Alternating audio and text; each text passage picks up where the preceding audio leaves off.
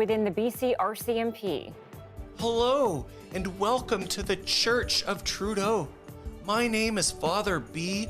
An investigation into an officer's website mocking the Prime Minister and marginalized communities. Plus, more details about the officer killed by an avalanche in BC's interior. Left behind from all of this is a young family that is going to be forever missing.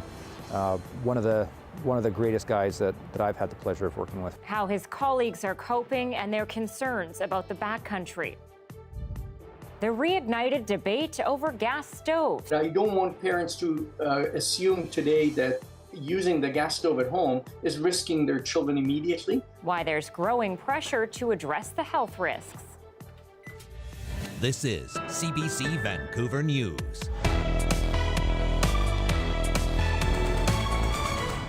Good evening and thanks for joining us. I'm Anita Bathe. The RCMP is investigating a BC officer's website that mocks the Prime Minister and marginalized communities.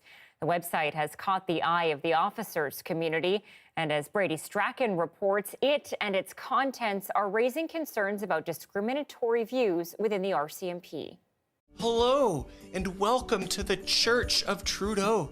My name is Father B. This is one of several videos from RCMP officer Brent Lord's webpage. It was taken down late last year, but content obtained by CBC News shows Lord dressed up in outlandish costumes in what appears to be satirical political commentary. Our religion teaches the importance of socialism, of canceling everything that offends anyone. In the videos, Lord mocks funding to LGBTQ plus and Indigenous communities, as well as the Prime Minister and immigration policy. I will say, welcome to Canada. Shake, shake, shake. Vote Liberal. Lord doesn't mention his role with the RCMP on the website, but his content has caused quite a stir in Trail, a community of about 8,000 people in southern BC. If it's somebody that's, in a position of power, you would be concerned if they are feeling the need to spread those views. I don't think they should be able to say what they want. I mean, they're supposed to be a trusted members of our community. The website and the views expressed on it are also not going over well at the RCMP detachment. The RCMP ordered him to work from home late last year while it launched an investigation. Staff members are very disappointed in the messaging coming out, as it does not reflect who they are and they do not support the messaging. BC's former Solicitor General says the website is an example of a growing problem in policing and likens it to officers who spoke out publicly in favor of the Freedom Convoy. He says it's a matter of public trust if officers can serve the public without bias. The RCMP actually lost a lot of credibility in the way they reacted to that and the lack of being proactive in trying to deal with it. CBC News has repeatedly reached out to Lord for comment, but he has not responded. The RCMP says he is now on a leave of absence. Brady Strachan, CBC News, Kelowna. Well, the short-staffed BC Prosecution Service is aiming to hire up to 40 Crown lawyers this year to help address a backlog of caseloads related to repeat violent offenders. It's one of the largest recruitment drives that the prosecution service has undertaken. The service aims to recruit lawyers with at least 6 years of experience in criminal law, with hopes of getting them into position by April. It's also looking to fill vacancies created by a change in the way repeat offenders are represented. Now, those lawyers will stay dedicated to repeat offender cases to streamline the process. A second suspect who escaped from a prison before killing a Vancouver Island man has been sentenced to life in prison with no chance of parole for 25 years. I'd say it's the outcome we wanted, that he received the full force of the law, and that is good. That's the best we could hope for. Zachary Armitage was sentenced for first-degree murder of Martin Payne. Today's hearing recounted the details of the crime and the impact Payne's death has had on his family and friends. Payne was murdered in 2019, a day after Armitage and co-conspirator James Lee Bush walked away from William Head Prison. Bush was also found guilty of first-degree murder at a separate trial last month. Well, the officer who died in an avalanche near Kaslo is being remembered as a caring and empathetic family man. But while his colleagues mourn his death, they're also concerned about what's to come in the backcountry. As Corey Bullock reports, safety is now top of mind for everyone. Constable Wade Tiddamore was leaned on by his colleagues. He came here with a wealth of knowledge and experience. Constable Adam Sutherland worked with the officer for the last 4 years at the Nelson Police Department. He says the force and the community are trying to come to terms with the loss. Every one of us is grappling with a loss of somebody that was very loved and respected. But the people that are hurt the most by this, obviously, are his wife and his children. He says that's been the hardest part for the force. Knowing that left behind from all of this is a young family that is going to be forever missing one of the greatest guys that I've had the pleasure of working with. While they mourn one colleague, they're watching and hoping as another, Mathieu Nollet, is still in hospital in critical condition. A fundraiser has been set up to help both of the officers' families. Trying to make that transition as smooth as possible, cover a lot of the big expenses that come from having a death in the family, funeral costs, and who knows what else. But I know it's a very big, expensive process with a lot of moving parts, and we want to make sure that that's comfortable for his family. We want to make sure that Constable Nollet as well is protected. Sutherland says this incident is serving as a stark reminder for the community about how dangerous the backcountry can be. Many who live in the area are outdoor enthusiasts, and avalanche danger is the worst it's been in decades. People need to be a little bit more aware as far as using tools. Avalanche Canada, your local snowmobile club, your friends that go into the backcountry, other people on snowmobiles. Just communicate. But as Sutherland reflects on the death of a friend, he says, no matter how prepared you are, there are inherent risks that just can't be avoided. Corey Bullock, CBC News, Nelson. Well, there's more challenging news for hundreds of workers in northern BC tonight. Forestry giant Canfor says it is going to permanently shut down the pulp line at one of its mills in Prince George. The company says up to 300 jobs could be affected when the line shuts down by the end of March. Officials say a lack of raw material for creating market pulp has caused this. The news comes after 1,200 mill workers in the interior were temporarily laid off. Premier David Eby has warned BC's forestry sector has never been under greater stress. Well, a major Canadian mining company has been ordered to pay more than $2 million after it was found to have polluted the Columbia River following a fertilizer spill near Trail. The province fined Teck Metals after it pleaded guilty to 3 charges under the Federal Fisheries Act related to the spill. An investigation found approximately 2.5 million liters of liquid waste from a fertilizer plant was dumped into the Columbia River almost 3 years ago. The company will be added to a federal registry which documents corporate convictions for harming the environment. A mother in Mission has filed a lawsuit against the local school district, alleging her son was sexually assaulted by 5 boys at school. The alleged attack happened in November during school hours, according to a claim filed in BC Supreme Court this week. The alleged victim was just 9 years old. CBC isn't naming the mother or the school to protect the child's privacy. The victim's mother says her son has been traumatized, and she claims school officials failed to report or investigate the incident. The claim says the school district is liable for negligence.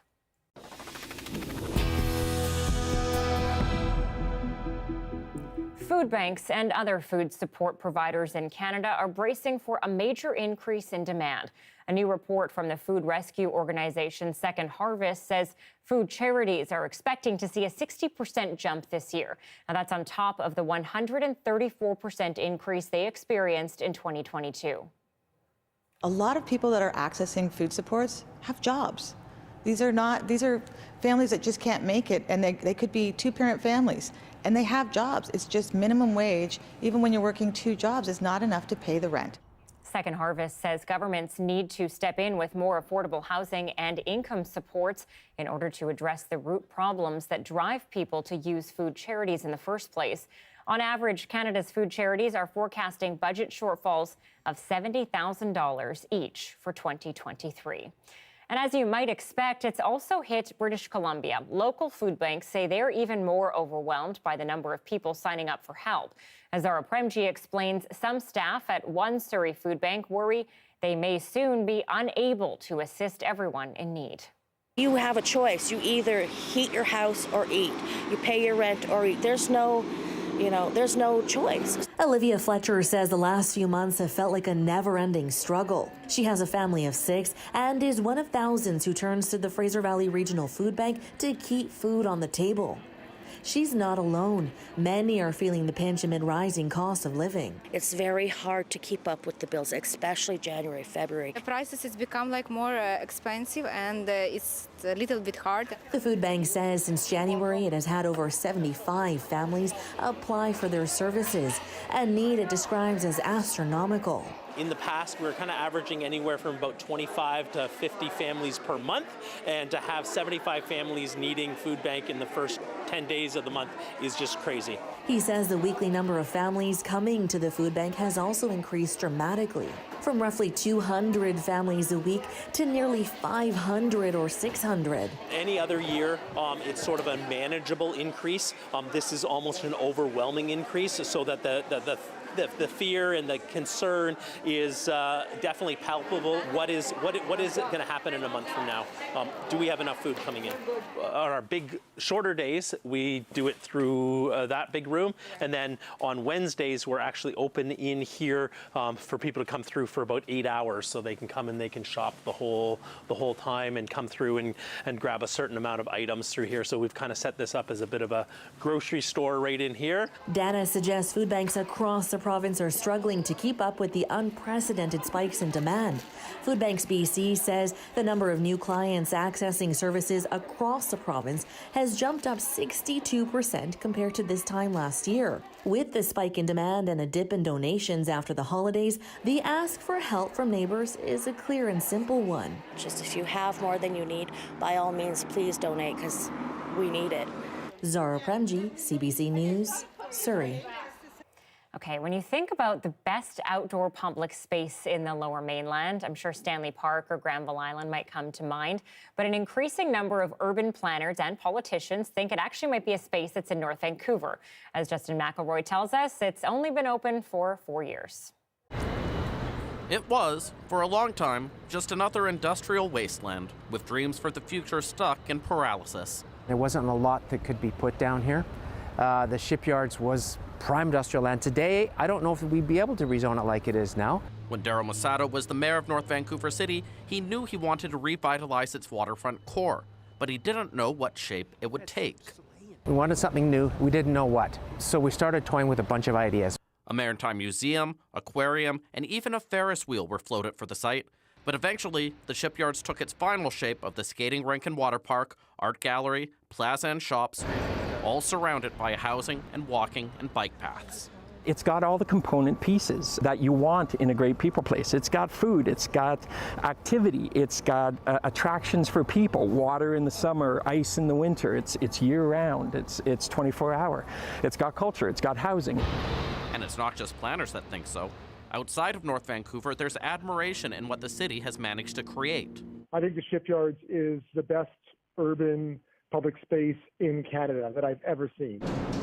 So why does it work?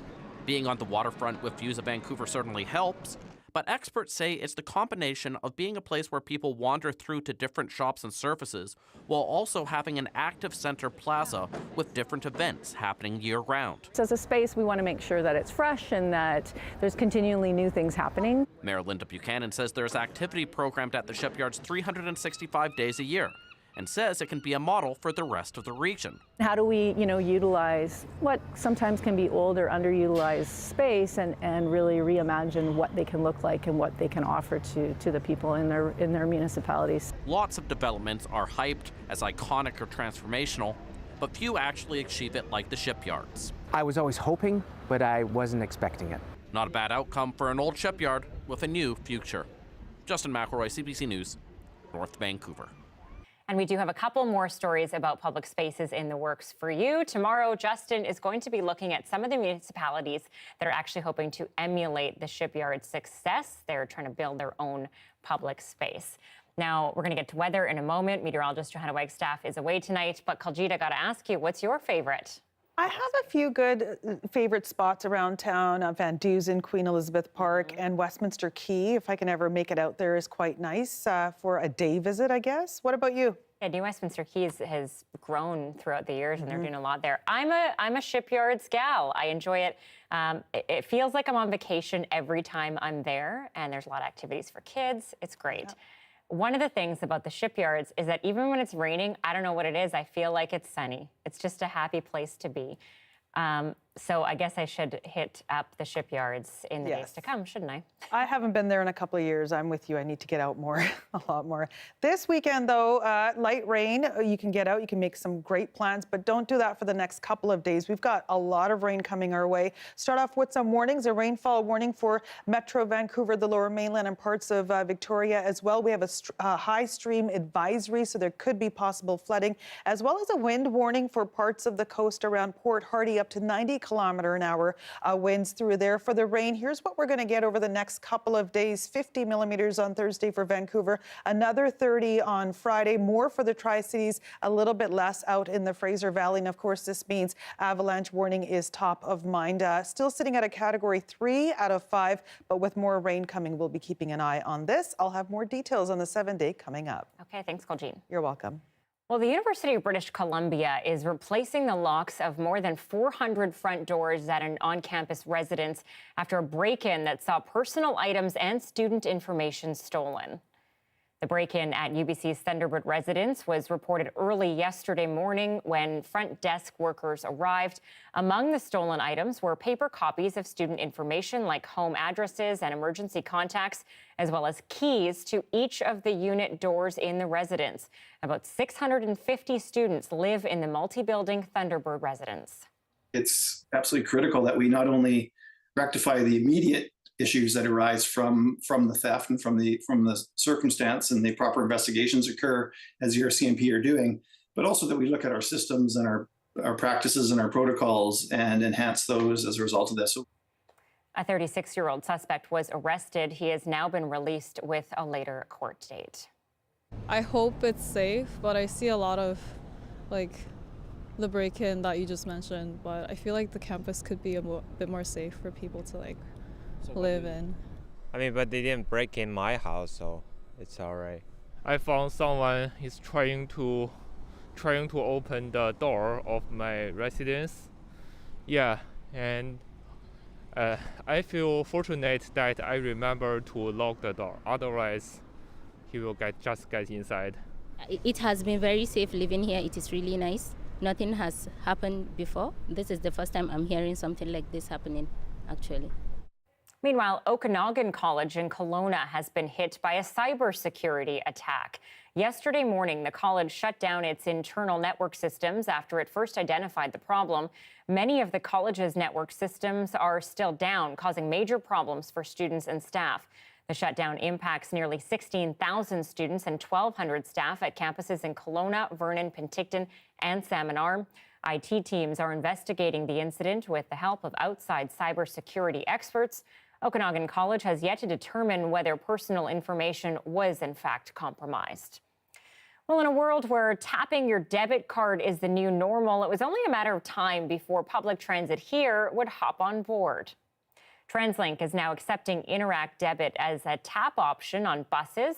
It had already existed on SkyTrain, and this new move makes TransLink the first in Canada to allow Interact Debit users to tap and ride across the system.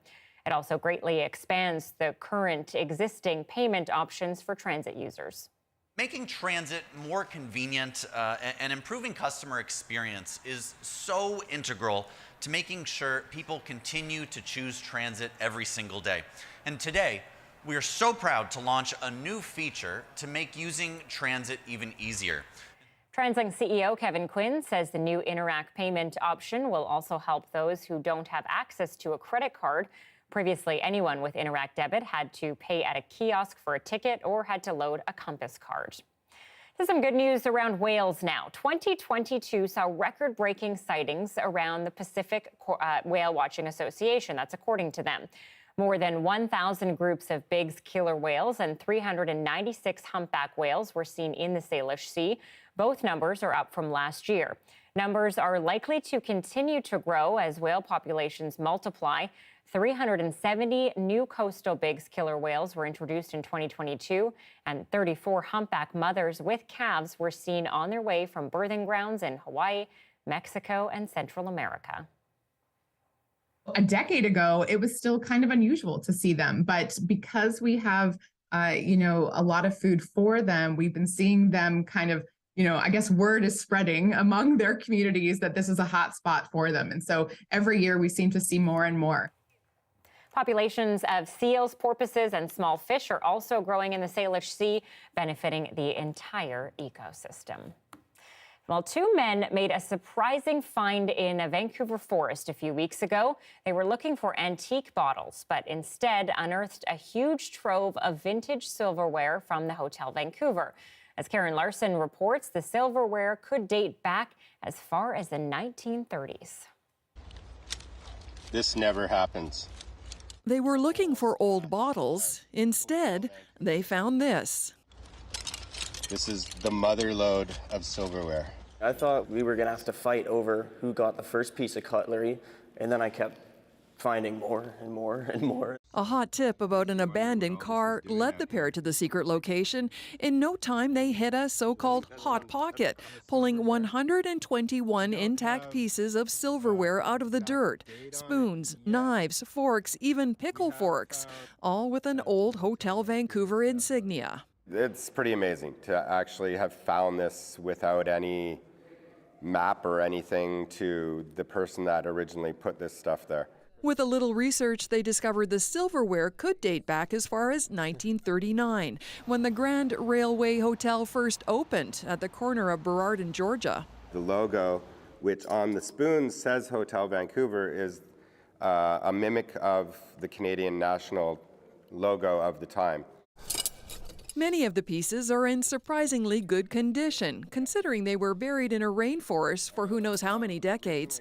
The pair won't divulge the exact location of the stash, only to say it was somewhere near the UBC lands. How it got there is anyone's guess. We've basically come down to two conclusions. It was either put there purposely for somebody to find in the future, as we did, or it was somebody that stole it and stashed it for a rainy day, and then something happened to that person or they forgot about it. Since posting their find on social media, collectors have been reaching out wanting to buy pieces. So the ones that have cleaned up really good still hold a really good market value to collectors. We've already decided we're both going to keep one set for ourselves. We're offering one set to the hotel for their archives. The find won't make them rich, but they sure have a good story to tell now about the history and mystery of treasure found buried in a Vancouver woods. Karen Larson, CBC News, Vancouver. Could a ban on gas stoves be on the horizon? Growing controversy tonight with a new finding that they're harmful to us and the environment. Coming up, with alarm bells on every side of the debate, some Canadian owners and experts weigh in.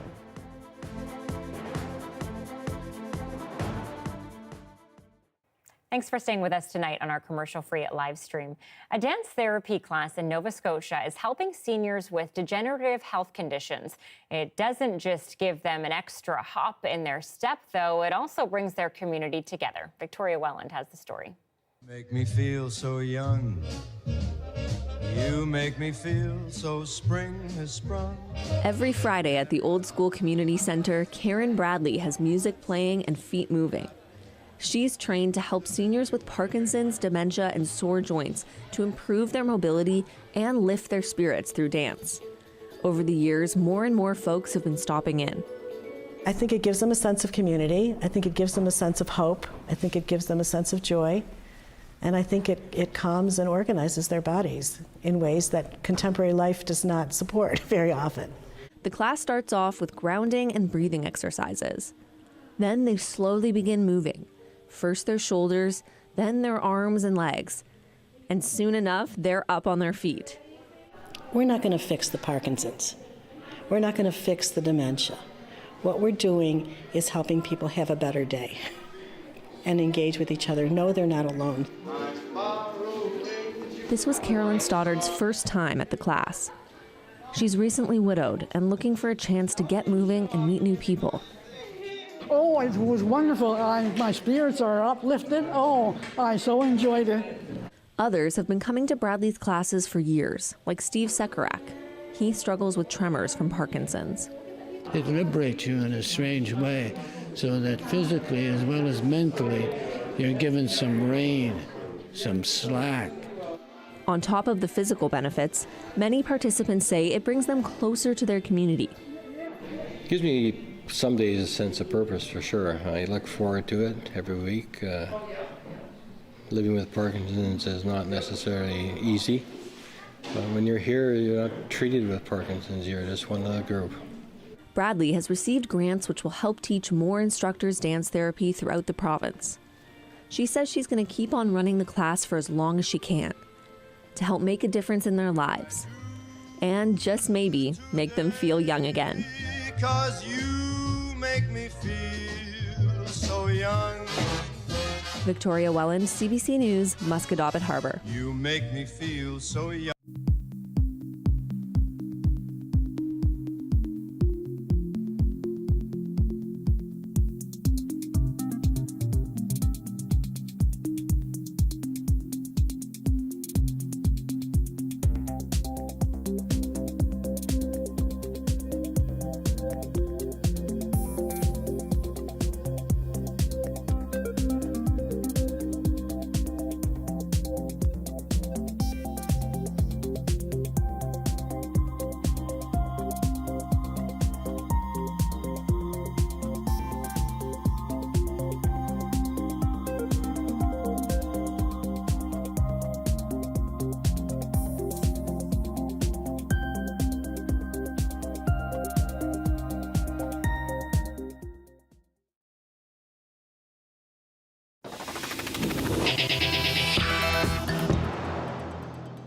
A former Syrian refugee who lived for more than 7 months in a Malaysian airport is now a full-fledged Canadian citizen living here in BC.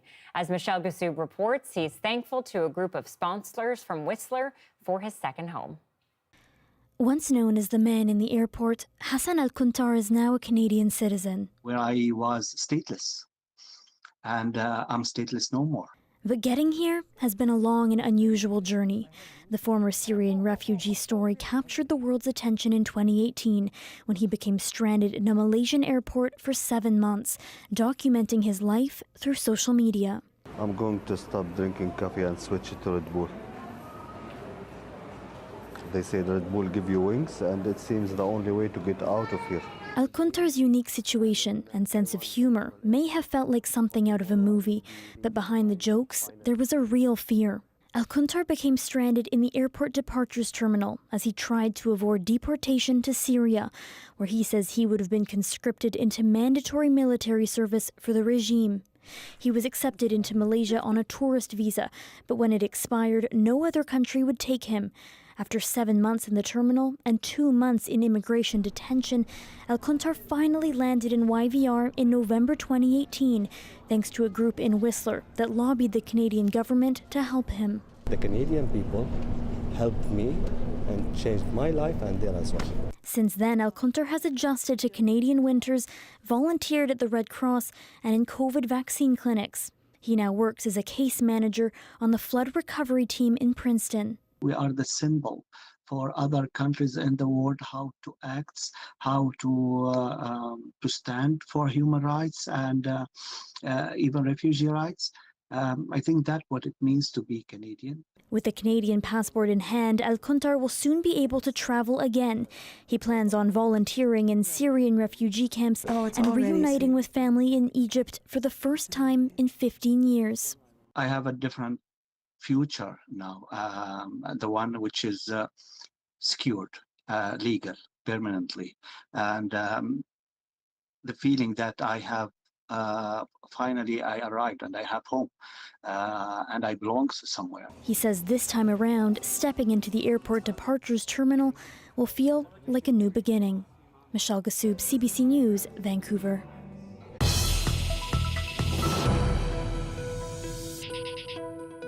The debate over gas stoves is heating up again. It's been reignited by a recent bombshell study linking their pollutants to childhood asthma. Tonight, a UBC professor is cautioning parents not to jump to any conclusions, but as Alison Northcott explains, there is growing pressure to address the health risks. Samantha Gold has used a gas stove for years. And I can't imagine living without a gas stove now. It's so convenient. But there are growing concerns about their safety due to emissions and a U.S. study linking them to an increased risk of asthma in children. In the U.S., a commissioner with the consumer watchdog set off alarm bells, suggesting a ban on gas stoves was an option. But the Consumer Product Safety Commission chair later clarified that's not the plan.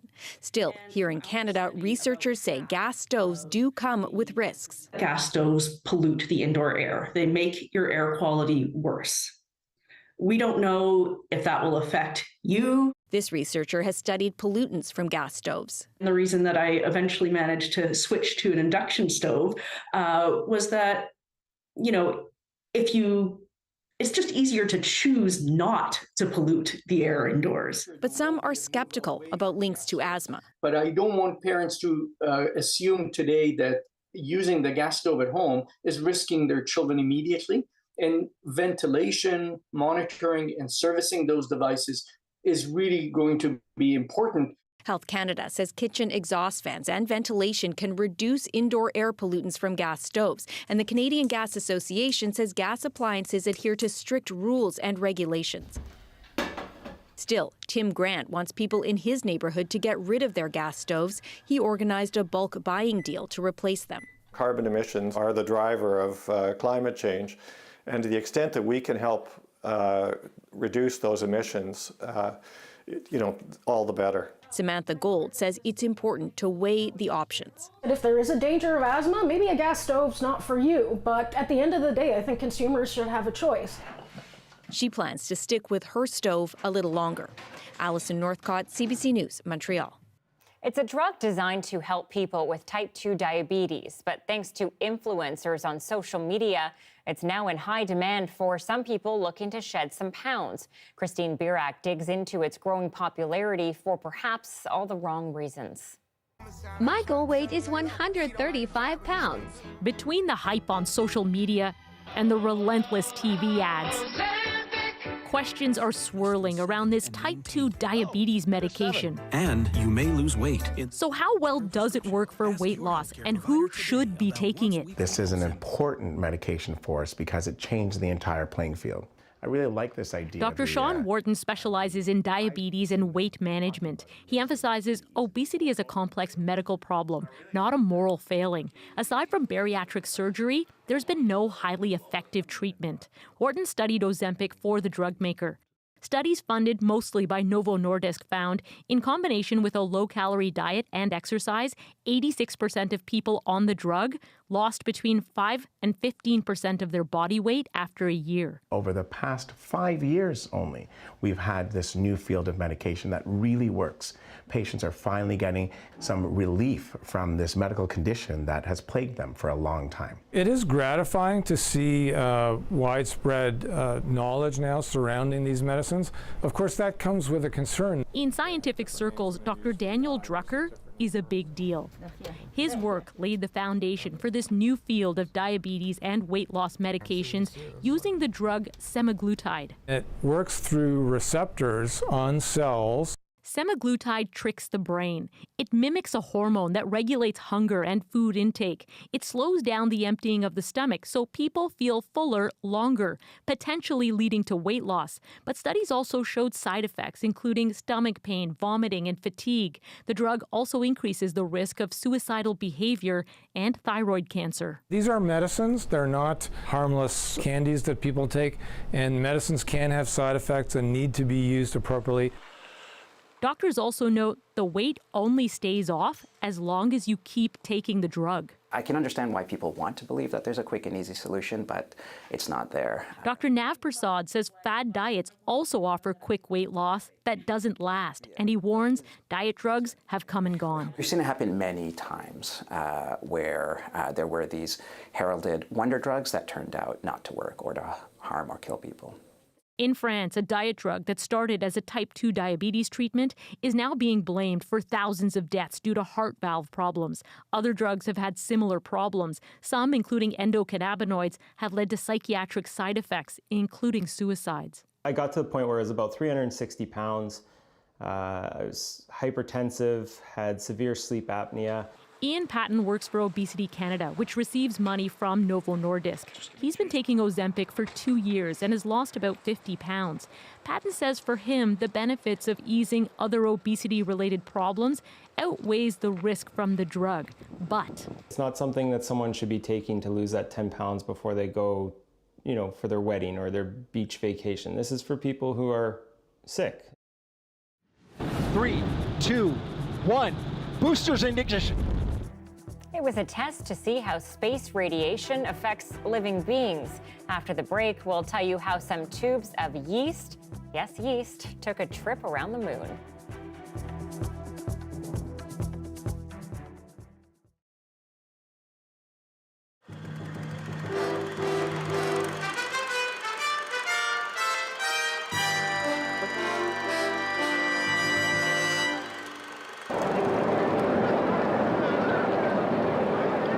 If there's a peace capital of Canada, Vancouver's it. Last year's Peace March drew more than 90,000 people. No other Canadian city came close to drawing that many marchers. So when it's disclosed nuclear bombs may be stationed 90 miles away, you expect reaction. And I think we should try and get people to write letters and even make phone calls and visit members of Parliament. I think we should talk to individual members of Parliament, especially here in Vancouver where we have. This is a committee meeting of UBC's Students for Peace and Mutual Disarmament. Crammed into a tiny office, the committee is discussing how it should respond to the news. It's distressed plans to put nuclear weapons in Canada even exist. Gary Marchant leads the meeting. He's also the vice president of a group representing 190 Lower Mainland peace organizations. This is a very serious development if our military, Department of National Defense, which should not be making policies, making these decisions and agreements without the politicians approving of them.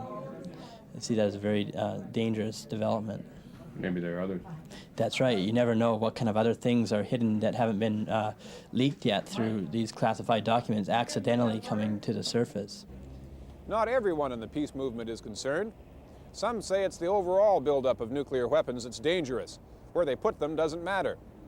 Others point out that the U.S. military dreams up thousands of war game schemes every year. Pauline Jewett is the NDP's external affairs critic. Jewett wants to know why the U.S. is making plans for Canada without our knowledge. If the government knew nothing about this at all, of these contingency plans, that, in a way, is even more shocking than if they had deliberately decided to change our policy, because it suggests that the U.S. Defense Department makes its contingency plans for the deployment of nuclear weapons outside the United States, in other countries, without any consultation with those countries, and that, therefore, it's running the show. On the streets, Vancouverites have mixed feelings, but a majority of people we talk to are against a nuclear role for Canada, war or not. My views are no, I'm against something like that. I think it's a good idea. I mean, let's face it, we can't throw snowballs at them if they want to fight. I think it's horrible. Absolutely horrible. Well, I think it's a good idea. They are stupid. They are paranoid. No, I think that having a nuclear base only invites attack. I would like to keep them out of here.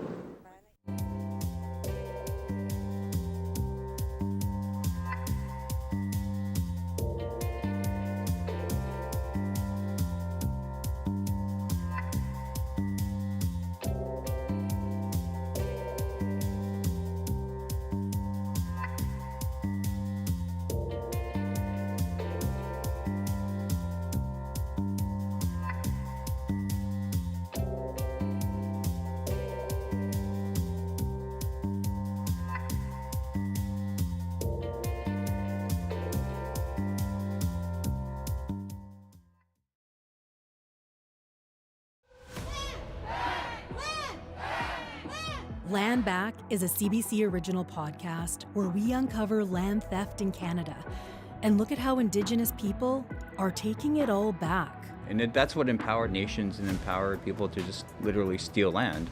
This is a consequence of your actions. And it's time to give land back. Land Back is out now on CBC Listen or wherever you get your podcasts.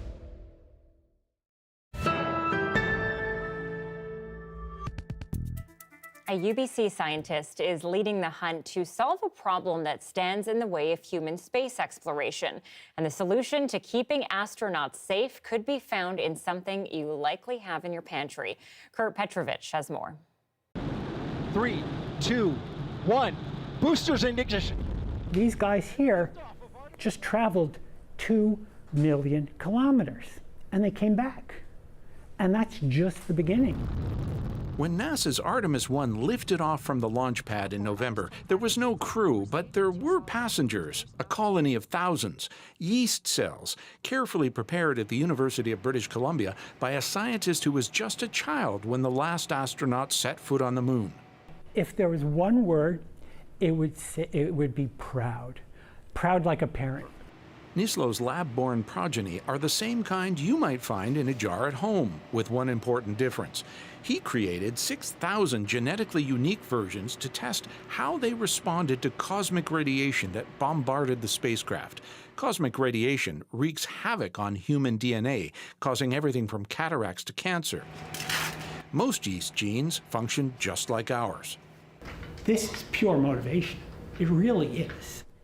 There is perhaps no obstacle to long-duration human spaceflight more formidable than cosmic radiation. And it could be that one of the oldest life forms on the planet helps the most sophisticated move beyond it. It's an amazing time in history. Chris Hadfield spent nearly 6 months aboard the International Space Station, the longest of any Canadian astronaut. But in low Earth orbit, Hadfield was largely shielded from cosmic radiation by the Earth's magnetic field. Future destinations, the Moon and Mars, are outside that protective cloak. Hadfield says Nislo's work is vital. And from that, then we can start to understand what does cause the cancers, what types of radiation are we most susceptible to.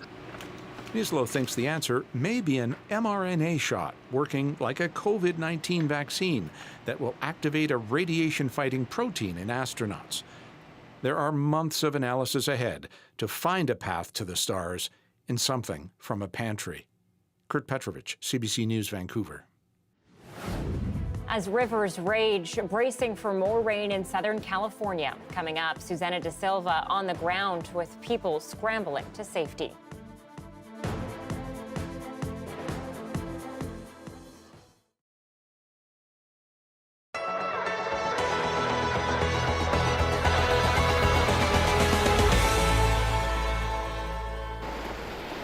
Brendan Peters lives not far from the beach where the wooden shape appeared the week after Christmas.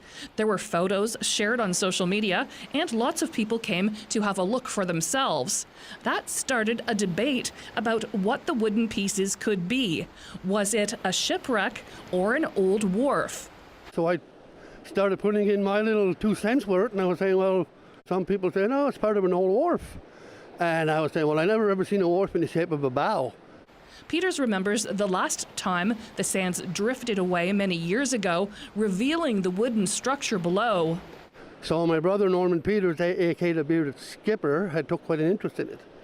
So he did some research and he got some people to look at it, and they come back with the finding that it was an old schooner that had went aground here in 1879. It was the Carrie F. Butler.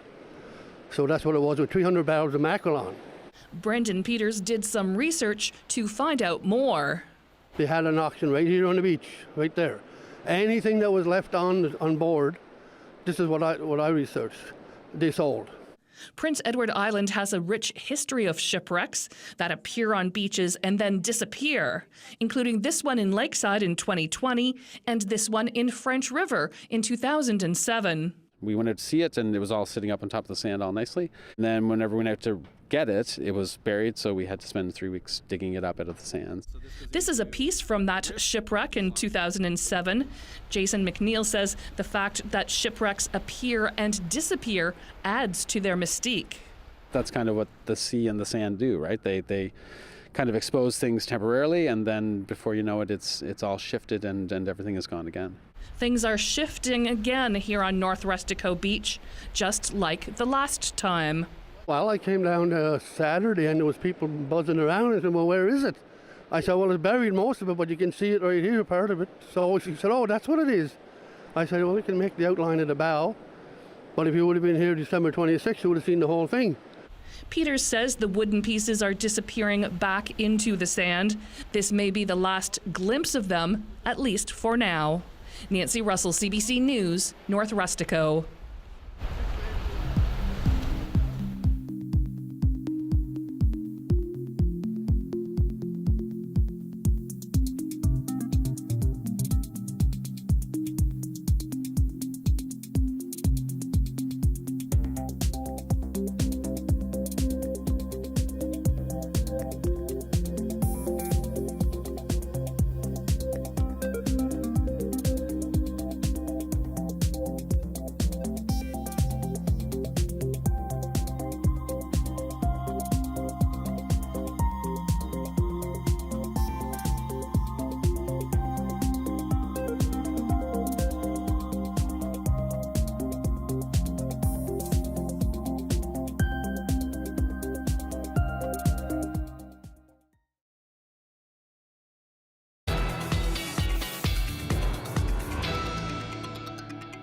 The damage in California is extensive after relentless, powerful storms.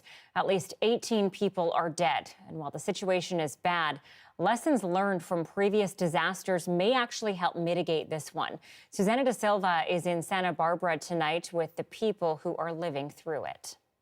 The water was moving so rapidly and logs coming through. I've never seen the water moving that fast. This creek normally doesn't run very high, if at all. That changed on Monday and fast. The backyard started filling in, so the water was filling in. I kind of was trying to take buckets and clear it out over here, but I figured it was filling in so quickly. Kylie McCoy soon realized she had to get out, but by then the intersection in front of her house looked like this. Now the cleanup, but she isn't sure if there's any point in starting yet. I just see this as the aftermath of the climate crisis, and that these emergencies are becoming more and more frequent and more, impactful. It was scary because it was so close and the downpour was nonstop. A fear especially felt by those living on the streets. Tanya Austin says it has been a struggle to stay warm, dry, and safe. People think maybe we have less to lose because we don't have anything, but the little things we do have, the thought of losing them is pretty scary. While there is a lot of cleanup to do, officials say infrastructure improvements after previous disasters prevented it from being even worse. All of this that you see here came off of these mountains within a 24-hour period. This hill used to be filled with homes. They were bought by the county after the deadly mudslides in 2018. This basin completed in October. The purpose of this is to catch the mud, the debris, the rocks and the mud, and keep it from clogging our creeks and allowing the water to freely flow towards the ocean, right? And for the most part, it really did do its job.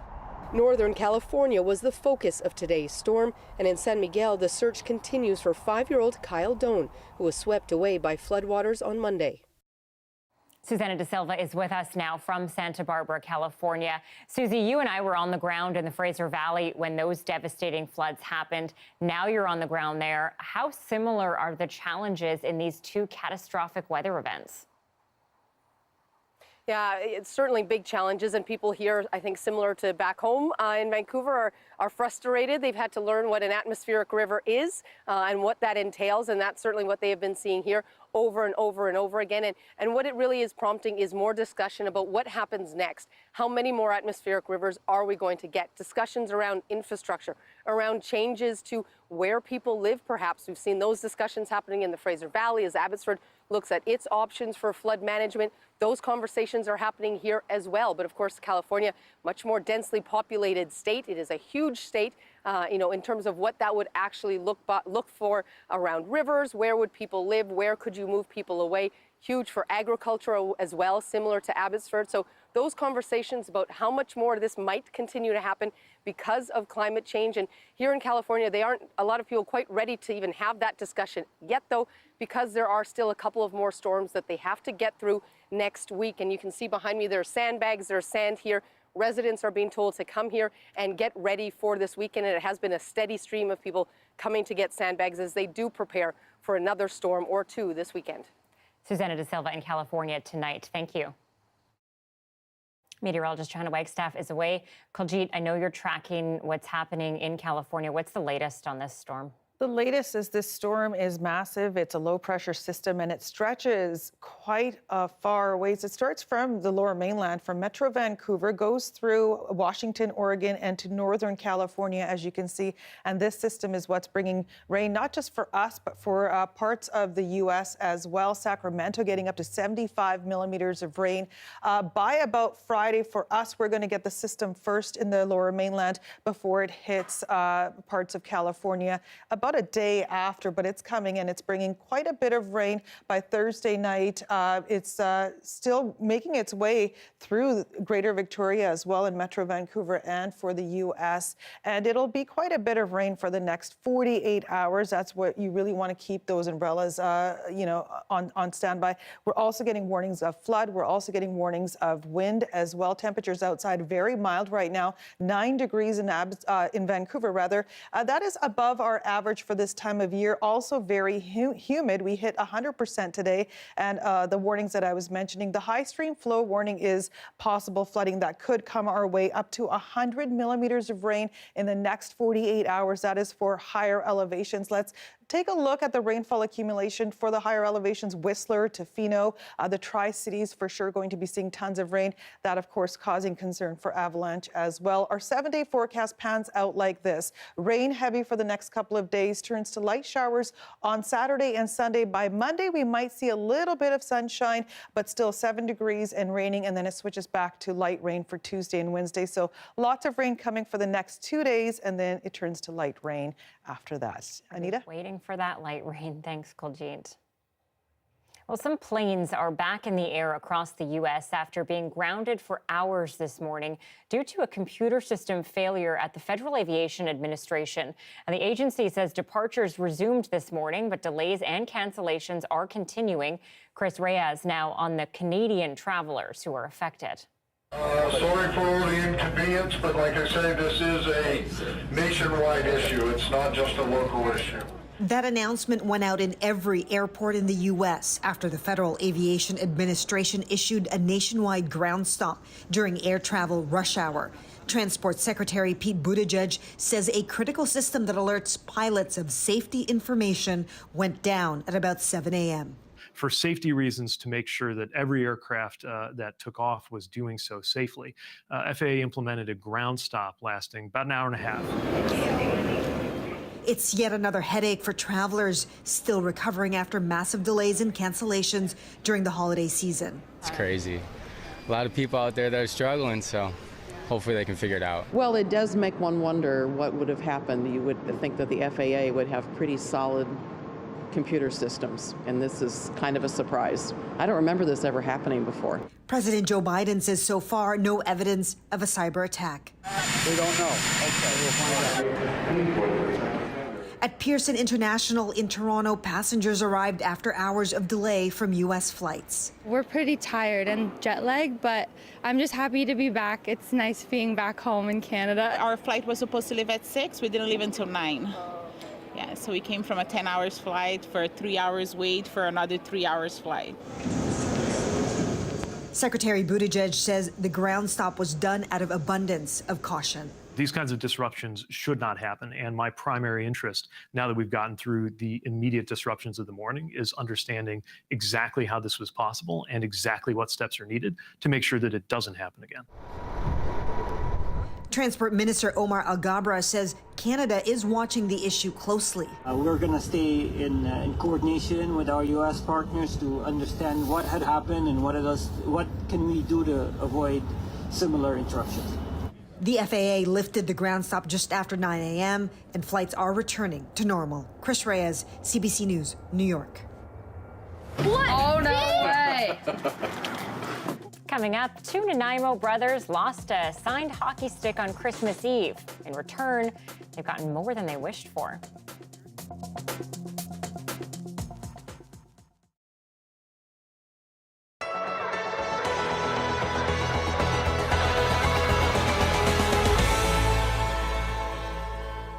I'm here at the wastewater facility in Montreal. It's the third largest facility in the world.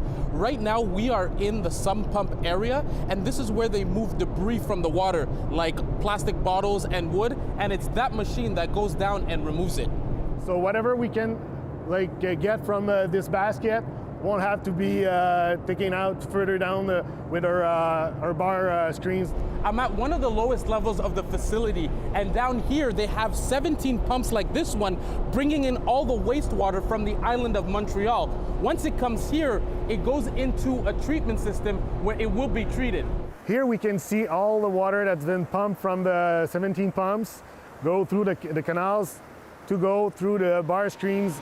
That's the next step where we get rid of all the debris that are over 1 inch. And you can see over there too, the first chemicals has been put in the water to start the flocculation of the particles. This is the grit remover. It removes sand, gravel, and little rocks. So Simon, where does it all come from? Well, basically it comes from the streets. We put the gravels on the sidewalks during winter, and we collect them like when it rains, when it snows, or the snow melts, or every time the city collects all the snow from the streets. It all comes to the facilities here. This building sees tons of waste on a daily basis. What can the average Montrealer at home do to prevent you from seeing all that waste? Well, the average Montrealer just have to question themselves every time they put something down the toilet. It doesn't disappear magically. I mean, we have to get rid of it here in the plant. So every time they can use the garbage instead of the toilet, that's a good way to help the environment. They can install themselves at their home some devices to recuperate some rainwater, for example. So that way, this water can be reused to water some plants and stuff like that around the house, and it won't have to go through the process here. There are 4 huge incinerators in this facility, which burn the nearly 700 tons of waste collected each day. That's what produces the greenhouse gas emissions, which will transform the waste into energy. That would be done by opening a new ozonation plant. And we have the potential of reduce 92% of the waste, of the gas, of the greenhouse effect that is produced now. This is the future site of the ozonation plant that will be built here in Montreal. It will be the biggest in the world and will help improve Montreal's wastewater. The site will be fully operational in 2025. Kubino Duro, CBC News, Montreal.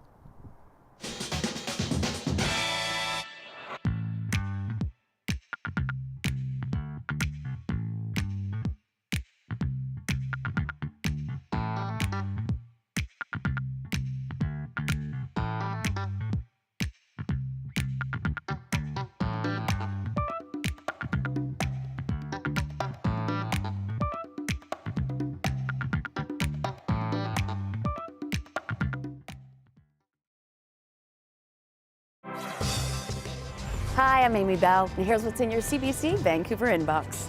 Ring in the Year of the Rabbit with CBC Vancouver at the annual Chinatown Spring Festival Parade on Sunday, January 22nd. Join us along the parade route and celebrate the Lunar New Year with fun and festivities for the whole family. Enjoy traditional lion and dragon dances, marching bands, and martial arts performances. Learn more at cbc.ca/BC.